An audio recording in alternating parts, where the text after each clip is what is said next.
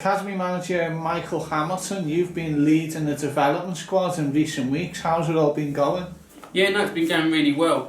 When it looked like the non-league was going to resume, as you know, it was very active with trying to get the boys some loans, and we set up a couple, but then, within a few days, they stopped the non-league, and as soon as we knew the boys weren't going to have a games programme, we set up our own internal games programme. So no, it's been really good. Up until now, we played Eastbourne. That was the first game, went away and drew 2-2. The second game was against Cambridge, which was a 5-1 win, and last week we played Stevenage, which unfortunately we lost 4-1. Nick Zanev come into the first team in recent weeks, but he was playing for you for the development squad beforehand. How important was that? Yeah, no, really important. It's obviously the purpose of the 23s is to make sure the first year pros have got a games programme in the focus, but also what it's useful for is making sure first team players who haven't had minutes are actively having minutes. So in someone like Nick's case, he had 2 full 90-minute games before being called upon in the first team, and that's what it's about, because without the games, you'd have to go a few months back to see when the last time it was that he played football. Another player who's played first team football recently, Ayub Assal, he's 19 years of age, just made his first league start. Perhaps an example that not every player is ready at 17. Absolutely. Everyone's pathway is different, as you hear Robbo and Rob speak about. Some boys are ready at 17, 18, but the majority, probably don't come through till 19, 20, maybe even 21. It doesn't mean to say they're not good enough. It just means to say that everyone's route's different, and whether it's loans, whether it's development games, or whether it's straight into the first team, everyone's pathway is different, and that's what we do a massive job with, talking and working with the younger boys that, look, your end goal is to become a professional footballer, and your end goal will be to drive this club back through the leagues and to to become a professional footballer with us. However, for some it might be 6 months, for some it might be 12 months, but it's just being patient and appreciating your own journey. And some of the players who've been on the periphery of the first team this season, Archie Proctor, Jack Curry, Hussein Bila, Zach Robinson, have had experience in the EFL Trophy, but would have been left with no games because of the non-league with no loan spells. So how valuable has it been for them? No, exactly.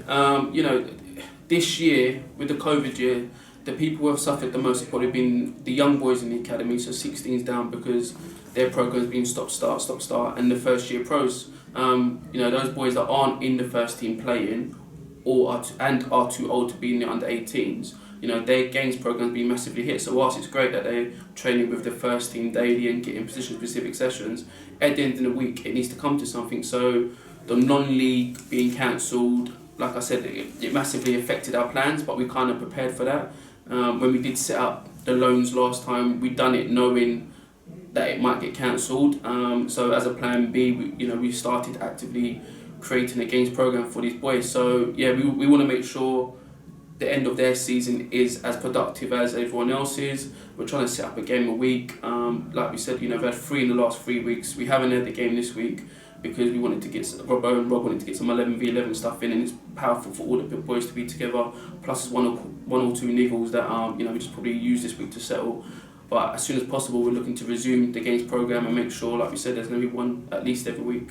We've got Luton coming up, we've got Peterborough, we've got a couple others that are planned as well. So the boys will have a very productive end of season games programme, but within reason, 1 or 2 might get cancelled or moved to suit the needs of the club. Great time for the academy. All the feedback from the fans on social media after the brilliant win last week against Burnley. Of course, Spurs coming up, but a bit of credit to some of the forefathers of the academy with this new award. Tell us about it. Also, the Nigel Higgs Development Award. Yes, so the Nigel Higgs Development Award is basically to recognise and appreciate the personal development our players take.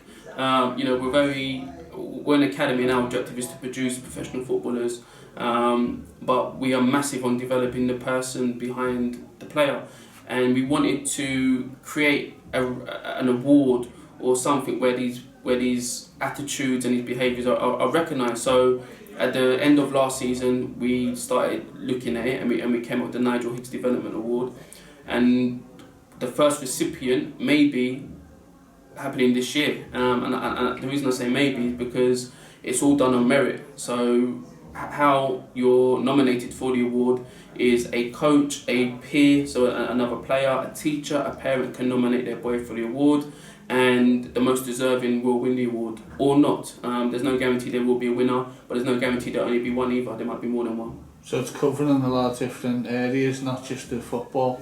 Football probably comes second to this, you know. Of course, it needs to be aligned to a degree, but the biggest, we're massive on growth mindset, we're massive on maximising your potential, and we're massive on being a great person. And, you know, as you've seen with some of the academy players in the past, we feel the more you do off the pitch transfers to on the pitch. And like I said, we wanted to create something that appreciates and recognises that. And yeah, it just, I was looking at it the other day, and it kind of just, it's like the stars are aligned, you know, the first season back at Plough Lane, the first recipient vote should be this year, the Nigel Higgs Development Award.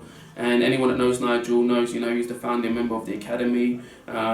He oversaw the academy with Mark Robinson and Jeremy Sauer, so his hard work and his everything that he's done, we wouldn't be here without him.